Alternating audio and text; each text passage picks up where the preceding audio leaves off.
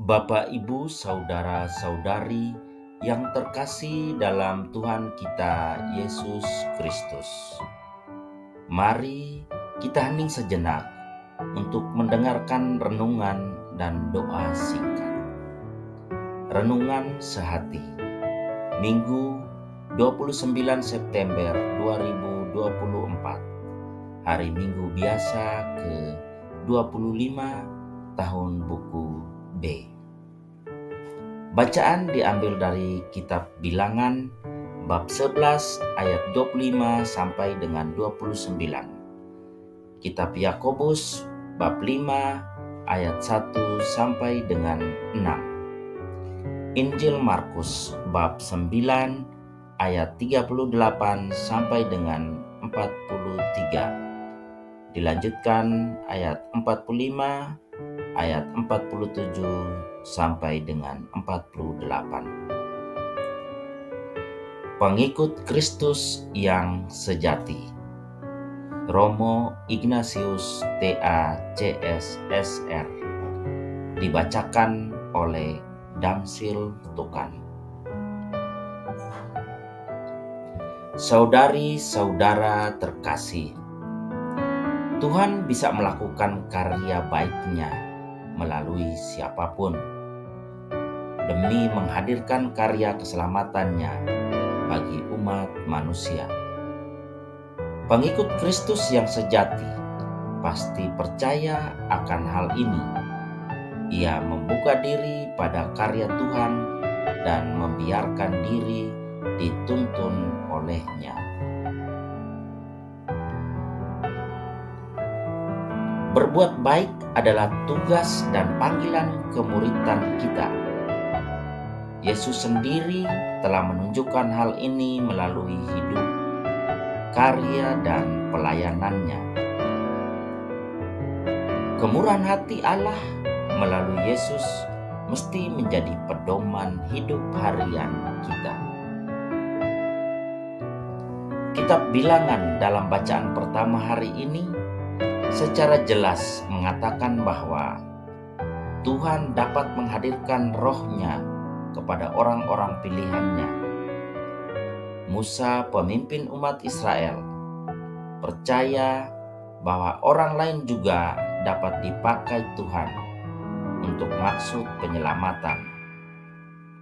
Musa lalu mendorong umat-Nya untuk terbuka kepada karya Allah dengan segala cara lewat mereka yang berada di luar bangsa Israel.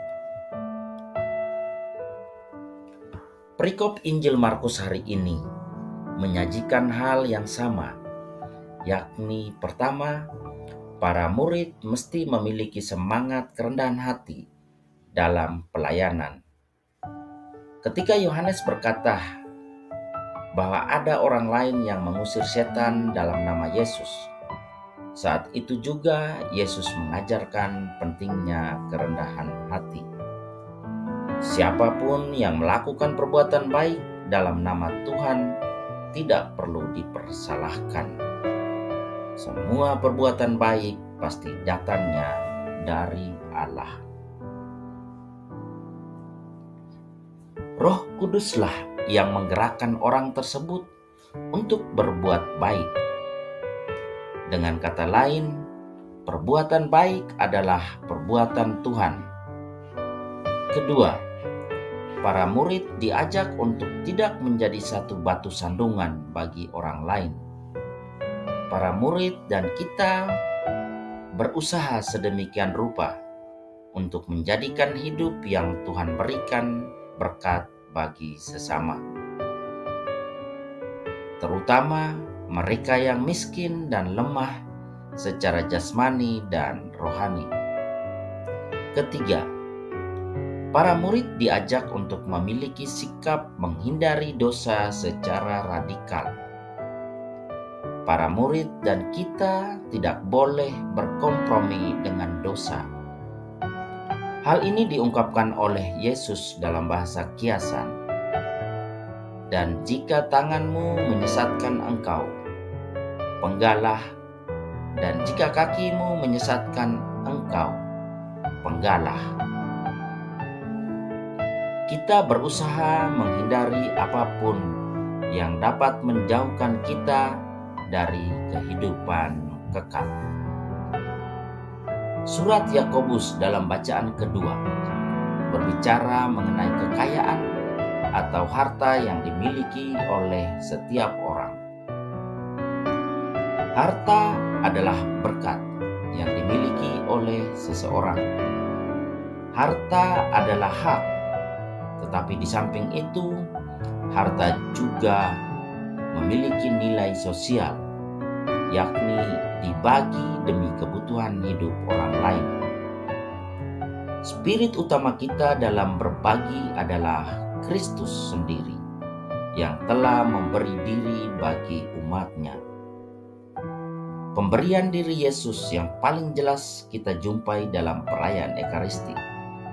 Saat itulah kita yakin Ia memberikan tubuh dan darahnya bagi keselamatan kita. Saudari-saudara sehati, Allah mengasihi kita tanpa syarat. Ia mengasihi dengan cara memberikan anaknya yang tunggal demi keselamatan kita. Kasih Allah itu mendorong kita juga untuk memberi dengan murah hati, terutama kepada mereka yang membutuhkan. Setiap kebaikan dan pertolongan kita tidak pernah akan kehilangan pahalanya.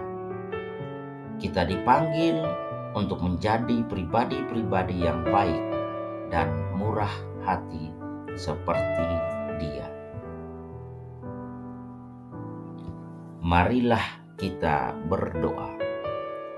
Allah Bapa kami yang Maha Baik, kami bersyukur atas karya-Mu yang baik bagi kami semua. Kami mohon, penuhilah kami dengan Roh Kudus-Mu, agar hidup kami dapat memancarkan sukacita Injil kepada orang lain. Semoga terang dan kebenaran-Mu bersinar melalui diri kami, sehingga orang lain dapat menemukan kehidupan baru dan pembebasan dari dosa dan kejahatan. Dengan pengantaraan Yesus Kristus Putra-Mu, Tuhan kami, yang bersama dengan Dikau dalam persatuan dengan Roh Kudus, hidup dan berkuasa Allah sepanjang segala masa. Amin. Pace e bene. Salam sehat. Tuhan memberkati.